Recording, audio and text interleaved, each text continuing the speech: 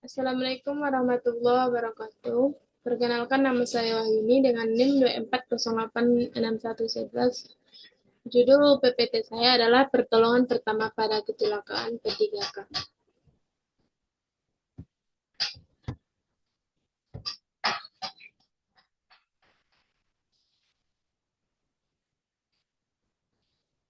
P3K merupakan sebuah pengetahuan dan keterampilan karena jika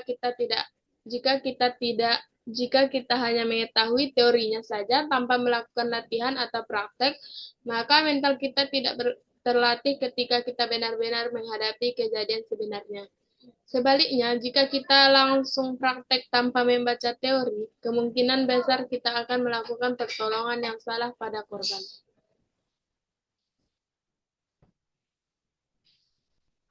Apakah yang dimaksud dengan P3K?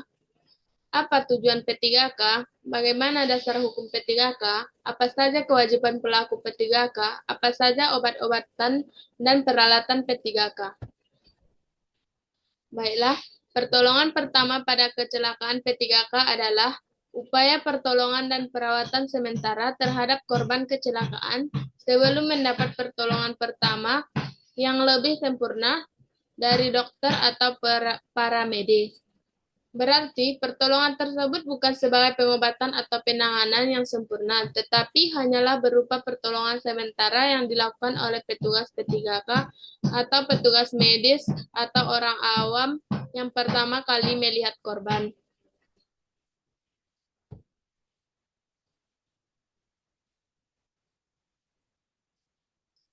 Tujuan P3K adalah menyelamatkan nyawa atau mencegah kematian, atau memperhatikan kondisi dan keadaan yang mengancam korban, mencari dan mengatasi pendarahan.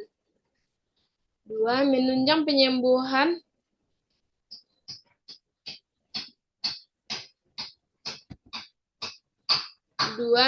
penyembuhan takut atau mengurangi rasa sakit dan rasa takut, mencegah infeksi dan merencanakan pertolongan medis, mencegah cacat yang lebih berat atau mencegah kondisi memburuk. Pelaku P3K. Dalam pertolongan pertama, terdapat pelaku pertolongan pertama yang artinya ialah penolong yang pertama kali tiba di tempat kejadian, yang memiliki kemampuan media dasar. Kewajiban pelaku P3K yaitu: pertama, menjaga keselamatan diri anggota tim dan orang lain di sekitarnya. Yang kedua, dapat menjangkau penderita baik dalam kendaraan, kerumunan massa maupun bangunan. Yang ketiga, dapat mengenali dan mengatasi masalah yang mengancam nyawa. Yang keempat, meminta bantuan ataupun rujukan apabila diperlukan. Yang kelima, memberikan pertolongan dengan cepat dan tepat berdasarkan keadaan korban. Yang keenam, membantu pelaku pertolongan pertama lainnya. Yang ketujuh, ikut menjaga kerahasiaan medis penderita. Yang ke-8, melakukan komunikasi dengan petugas lain yang terlibat. Yang ke-9, mempersiapkan penderita untuk ditransportasikan. Lanjut, dasar hukum P3K. Dasar hukum mengenai pertolongan pertama belum diatur secara khusus, namun umumnya merujuk pasal 531 KUHP yang menyebutkan bahwa barang siapa menyaksikan sendiri ada orang di dalam keadaan bahaya maut, lalai memberikan atau mengadakan pertolongan kepadanya, sedang pertolongan itu dapat diberikannya atau diadakannya dengan tidak akan mengkhawatirkan bahwa ia sendiri atau orang lain akan kena bahaya, dihukum mengkhawatirkan bahwa ia sendiri atau orang lain akan kena bahaya, dihukum kurungan selama-lamanya 3 bulan atau denda sebanyak-banyaknya. Rp 4.500.000, kurangan selama-lamanya 3 bulan atau denda sebanyak-banyaknya 4.500.000.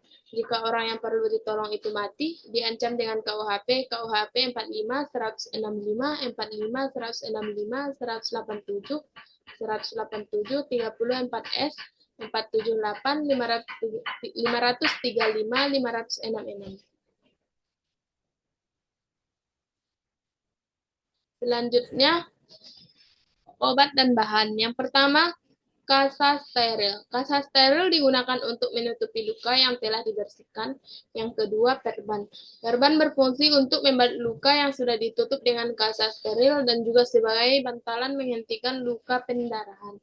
Yang ketiga, plester. Plester yang digunakan dalam kotak P3K adalah plester berukuran 1,25 cm yang berfungsi untuk meratakan luka yang telah ditutupi dengan kasa atau perban. Yang keempat, kapas. Kapas digunakan untuk membersihkan luka dan juga sebagai bantalan luka. Yang kelima, cairan antiseptik. Cairan antiseptik digunakan untuk membersihkan luka dan mencegah infeksi seperti alkohol 70% atau pevidon iodin. Yang keenam, masker. Yang ketujuh, gunting. Yang kedelapan, sarung tangan. 9, termometer. 10, obat-obatan. Kesimpulan dari P3K adalah upaya pertolongan dan perawatan sementara terhadap korban kecelakaan sebelum mendapatkan pertolongan yang lebih sempurna dari dokter atau paramedis. Pertolongan pertama pada kecelakaan sifatnya sementara, artinya kita harus tetap membawa korban ke dokter atau rumah sakit terdekat untuk pertolongan yang lebih lanjut dan memastikan korban mendapatkan pertolongan yang dibutuhkan. Terima kasih, sekian presentasi dari saya. Assalamualaikum warahmatullahi wabarakatuh.